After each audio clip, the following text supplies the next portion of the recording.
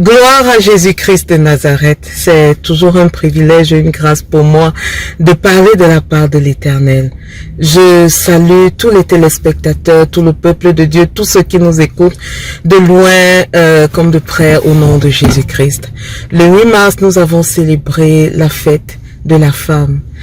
Et cette fête avait pour thème « Femme sage, femme folle ». Avec pour texte d'appui Matthieu chapitre 25 versets 1 à 10. Et nous avons pu constater ce jour que nos hommes, nos frères, nos papas qui sont à côté de nous ont préparé quelque chose de spécial pour nous et davantage ont témoigné leur amour, davantage ont témoigné leur respect, davantage ont témoigné leur reconnaissance à notre endroit, nous les femmes, nous les mères, nous les sœurs. Et c'était merveilleux. D'aucuns diront, est-ce qu'on a juste besoin d'une journée pour pouvoir célébrer la femme et que fait-on du reste des jours?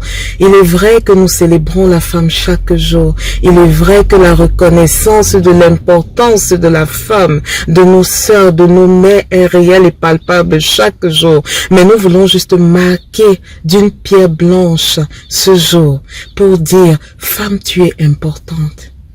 Femme, tu es un joyau. Et en ce matin, je me tourne vers toi, femme, et je voudrais bien te poser une question. Est-ce que tu es du côté des femmes folles ou est-ce que tu es une femme sage?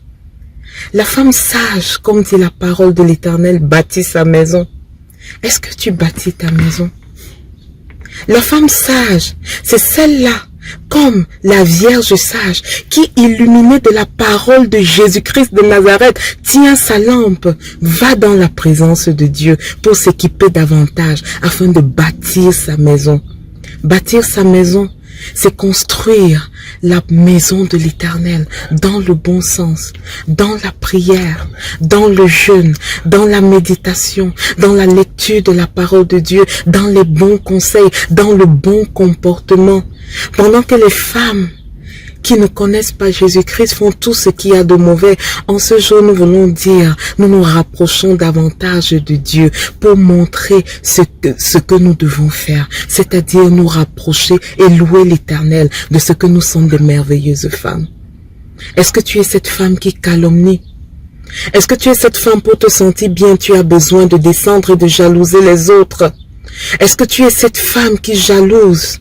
Je voudrais en ce matin que tu réfléchisses à ça et que tu comprennes quel est ton rôle, quel est le poste, quelle est la tâche que l'Éternel t'assigne. Arrête de démissionner de ton poste, arrête de démissionner de ta tâche et sois une femme sage. Bâtis ton foyer, bâtis la maison de l'Éternel. Bâtis l'avenir pour tes enfants et bâtis la reconnaissance et redore le blason de ton mari. Que l'Éternel te bénisse, te comble et te donne la grâce d'être davantage sage. Amen. Au nom de Jésus-Christ. Amen. Amen. Écoutons la parole de l'Éternel. En Jésus-Christ, nous avons la plus belle célébration de la journée de la femme. Pendant que les autres soulèvent le cabala, la perversité, toi tu viens comme Esther pour célébrer le Seigneur. Alléluia. Parce que tu es une femme sage. Tu es une femme folle. Tu es du bon côté. Et parce que tu es du bon côté, tu as choisi la bonne. Et quand tu choisis la bonne part, ça veut dire que tu es connecté à un programme. Si tu es connecté à un programme de grâce, ça veut dire qu'il est connecté au Saint-Esprit. Si tu es connecté au Saint-Esprit, ça veut dire que tu as vu le trop plein de Jésus. Est-ce que tu vas acclamer pour toi?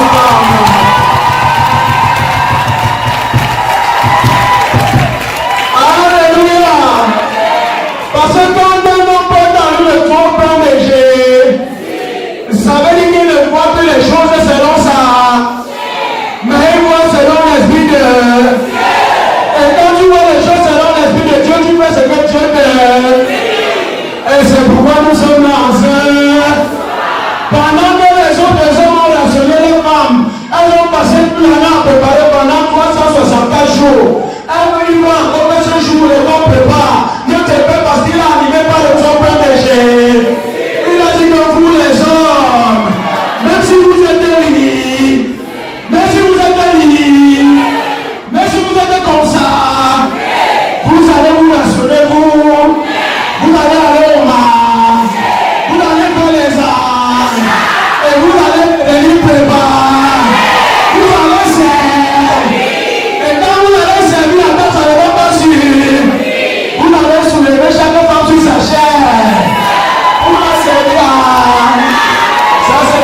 distinction d'un prophète de roi. Alléluia. Parce que tu es une forme de distinction. Je suis là pour faire la coupe pour toi. Tu sais, femme, avant de te rencontrer, longtemps nous avons cherché les femmes au dehors. Mais quand on les voyait, c'était comme la lune en face, à distance. Mais quand on s'approchait, on se rendait compte que c'était qu'un mirage. Mais avec toi, quand tu regardes à distance, tu es la gloire de Dieu. Et quand on s'approche, tu pries encore tellement. On va tous se séparer de toi. Parce que ta beauté, femme, est tellement captivante. C'est pourquoi ta beauté jubilera cette Esther. Le roi ne pouvait pas résister à la beauté d'Esther. Parce qu'il était connecté à la bonne source. Qui était madone. Toi, comme tu es connecté au prophète de Ma, c'est pourquoi Dieu t'a donné un bon Ma. Qui va préparer pour. Et qui sait. Et ton nom. Et ton matamba. Qui va te cajoter. Qui peut sortir avec, sans avoir, sans se cacher, parce que tu es son seul dos. Il n'a pas peur de rencontrer un journal.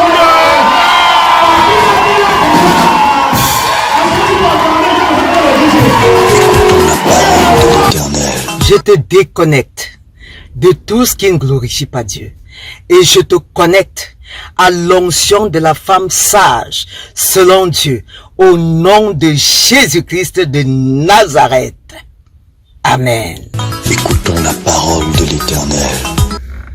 Prêchons la sanctification, sans mépriser nos épouses. Prêchons le retour du Christ, sans mépriser les autres. Car j'ai appris quelque chose de formidable dans la parole de 1 Jean 3, verset 18. J'ai appris que l'amour ne se résume pas tout juste dans les paroles, mais que l'amour part au-delà des paroles. Ça s'implémente, ça se réalise, ça se développe, ça se déploie dans la vérité des actions pour la gloire de Jésus-Christ de Nazareth. Retiens ceci, nous devons toujours faire ce qui est à notre portée, sans demi-mesure, et Dieu qui est fidèle fera le reste. Ne te décourage pas, car trébucher n'est pas échouer. Lève-toi et avance.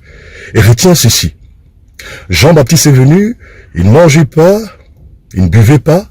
Les gens ont parlé. Jésus-Christ de Nazareth est venu, il mangeait, il buvait. Les gens ont Parlé. Il faut donc. Mais toi, rassure-toi que tu fais toujours la volonté de Dieu au nom de Jésus-Christ. Car la vérité prophétique ne se débat pas, mais elle s'impose au nom de Jésus-Christ. Amen.